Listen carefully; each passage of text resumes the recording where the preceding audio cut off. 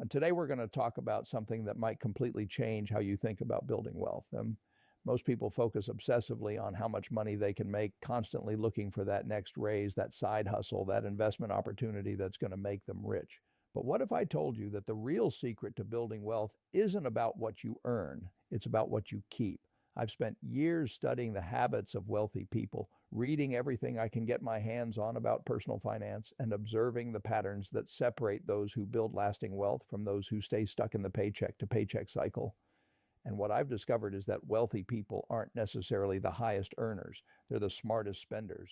Think about it this way. You could make $100,000 a year, but if you spend 99,000 of it, you're only keeping 1,000. Meanwhile, someone making 50,000 who only spends 30,000 is keeping 20,000. Who's really winning in that scenario? The person keeping more money, obviously. But here's where it gets interesting. Most people don't realize they're throwing away their wealth building potential because they're making what seem like small, harmless purchases. They think these expenses don't matter because individually they're not that significant. A coffee here, a gadget there, a car payment that's just a little higher than necessary. But these seemingly innocent spending decisions compound over time into massive wealth destroyers. Today, I want to share with you the 5 most dangerous spending habits that are silently sabotaging your financial future.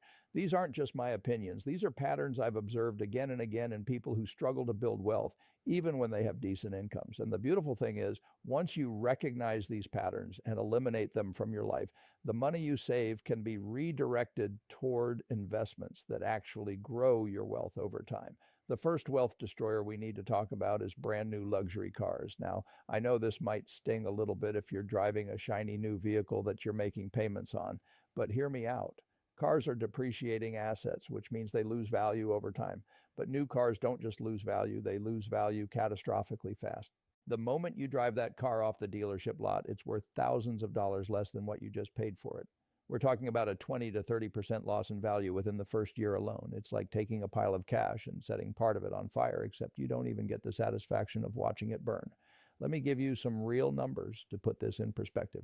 Say you buy a $40,000 new car. After 5 years, that car might be worth $15,000 to $20,000 if you're lucky. That means you've lost $20,000 to $25,000 in depreciation alone, not counting interest if you financed it, insurance, maintenance, and all the other costs that come with car ownership.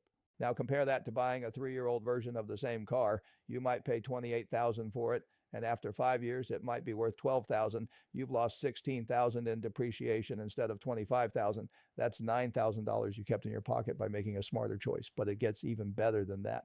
What if you took that $9,000 and invested it in a diversified index fund earning 7% annually? After 10 years, that 9,000 would grow to over 18,000. After 20 years, it would be worth more than 35,000. And after 30 years, you'd have over $68,000, all because you chose to buy a slightly used car instead of a brand new one. This is what I mean when I say wealth is built on what you keep. That one decision repeated every time you need a car could be worth hundreds of thousands of dollars over your lifetime. And we haven't even talked about the lower insurance costs, lower registration fees, and all the other benefits that come with buying used instead of new. The crazy thing is, a 3-year-old luxury car often has all the same features as the brand new version. The technology is virtually identical, the comfort level is the same, and unless you're showing off the temporary tags, nobody can tell the difference. You're getting 95% of the experience for 70% of the price. But this isn't just about cars. The principle here applies to everything. Anytime you're paying a premium just to be the first owner of something, you're essentially paying an ego tax. And ego taxes are wealth killers. Wealthy people understand this, which is why you'll often see millionaires driving older, reliable vehicles, while people struggling financially are making payments on brand new trucks and luxury sedans. The mentality that drives people to buy new cars is the same mentality that leads to our second wealth destroyer, and this one might be even more insidious because it happens so gradually that most people don't even notice it. I'm talking about overpriced coffee and convenience food. Now, before you roll your eyes and think this is going to be another lecture about skipping lattes, stay with me because the math on this is absolutely staggering. Let's start with that daily coffee habit. A $5 specialty coffee might not seem like a big deal. It's just $5, right? But $5 every weekday adds up to $25 a week, which becomes $1,300 a year. And that's assuming you only get coffee on work days and never upgrade to a larger size or add extra shots or fancy syrups. But here's where it gets really painful. If instead of spending that $1,300 on coffee every year, you invested it in an index fund earning 7% annually, after 10 years, you'd have over $18,000. After 20 years, you'd have over $53,000. And after 30 years, you'd have over $132,000. Think about that. Your daily coffee habit could literally cost you more than $100,000 in retirement money. And we're just talking about coffee. Add in the overpriced lunch you grab because you didn't pack anything from home, the energy drinks, the airport food when you travel, the convenience store snacks, and you could easily be spending $3,000 to $4,000 a year on stuff you could prepare at home for a fraction of the cost. I'm not saying you can never enjoy a good cup of coffee or that you should never eat out, but there's a huge difference between occasionally treating yourself and making expensive convenience purchases a daily habit. The wealthy understand this distinction. They might spend money on experiences or high-quality items they'll use for years, but they don't throw money away on routine purchases that could easily be replaced with cheaper alternatives. What really drives me crazy is when I see people complaining about not having money to invest, and then I watch them spend $15 on lunch every single day. And that's $75 a week, which is $3,900 a year. And that's enough to fully fund a Roth retirement account for most people. You're literally choosing immediate gratification over long-term wealth.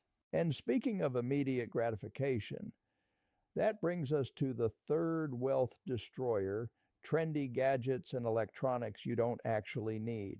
We live in a society that's constantly telling us we need the latest and greatest technology. But here's the truth that tech companies don't want you to know. Most of these devices become obsolete before you even learn how to use all their features. Take smartphones, for example. People line up for hours and pay over $1,000 for the newest model, even when their current phone works perfectly fine. The improvements from one generation to the next are usually incremental at best. Maybe the camera is slightly better, or the processor is a little faster, but for most people's actual usage, these improvements make no practical difference whatsoever. I know people who upgrade their phone every single year, spending over $1,000 each time. That's $1,000 that could be invested, that could be earning compound interest, that could be building toward their financial freedom. Instead, it's sitting in a drawer collecting dust because they've already moved on to the next shiny object. The same pattern happens with laptops, tablets, gaming consoles, smart home devices, and every other piece of technology you can imagine. Companies have trained us to believe that we need to constantly upgrade, that last year's model is somehow inadequate, that we're missing out if we don't have the latest features. But wealthy people think differently. They buy technology based on utility, not novelty. They ask themselves whether the new device will actually improve their productivity or their quality of life in a meaningful way. And if their current device meets their needs, they keep using it until it actually breaks down or becomes truly obsolete. I'm using a laptop right now that's over 4 years old. It does everything I need it to do. I could afford to buy the newest model, but why would I? The money I save by not upgrading unnecessarily gets invested instead, where it's growing and working for me rather than depreciating in value. Here's a simple rule that can save you thousands of dollars a year. Before buying any new technology, ask yourself these questions. Does my current device prevent me from doing something I need to do? Will this new device actually improve my life in a measurable way? Or am I just buying it because it's new and I want it? If you're honest with yourself, most of the time the answer will be that you're just buying it because you want it, not because you need it. And that's fine, as long as you recognize that you're choosing temporary satisfaction over long-term wealth building.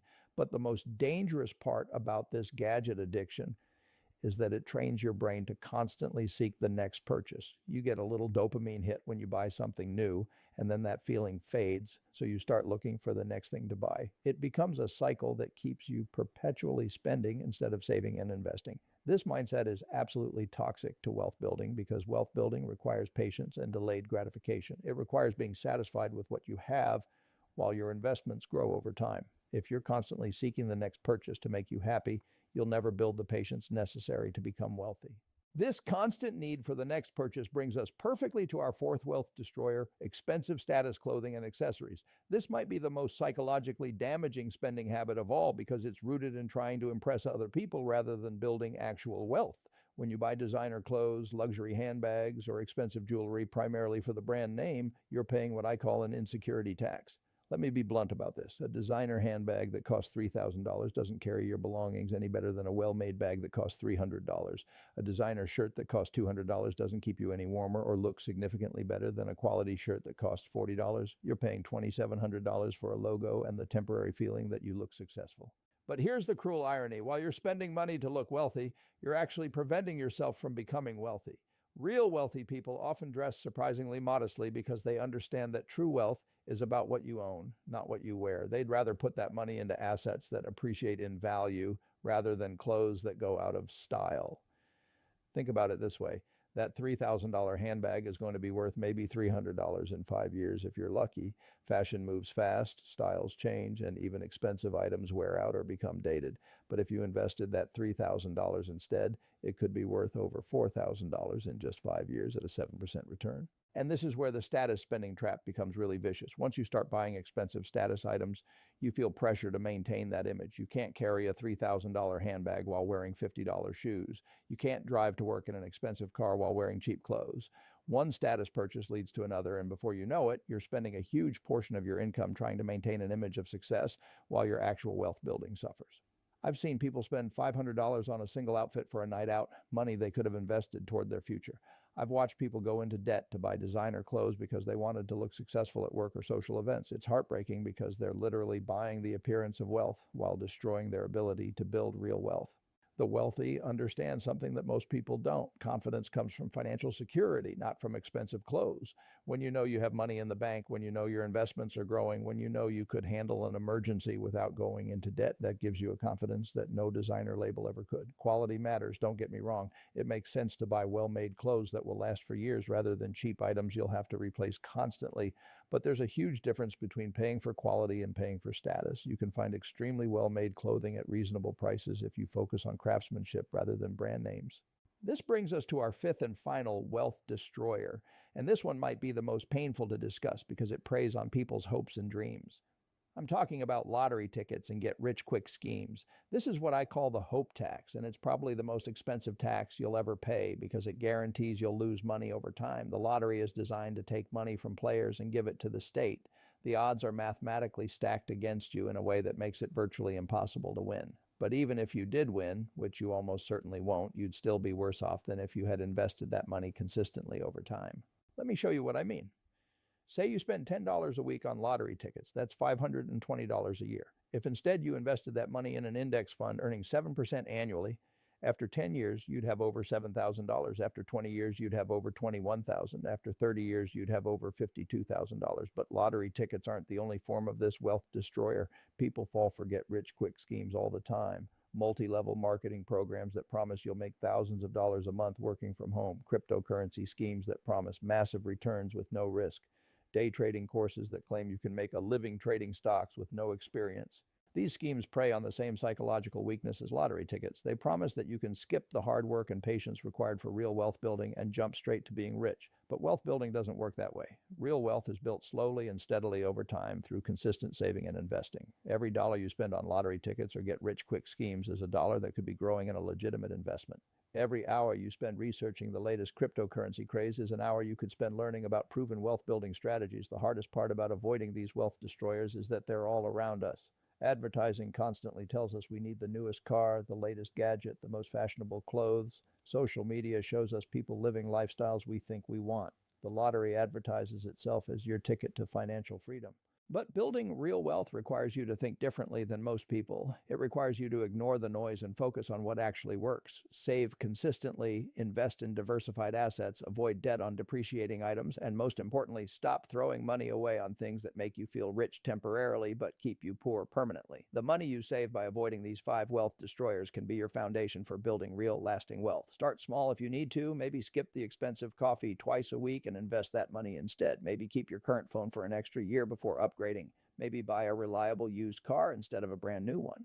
These changes might seem small, but they compound over time into life-changing amounts of money. The choice is yours. You can keep spending money on things that make you feel wealthy today, or you can start building actual wealth that will give you real financial security tomorrow. Remember, wealth isn't about looking rich, it's about being rich, and being rich starts with keeping more of what you earn.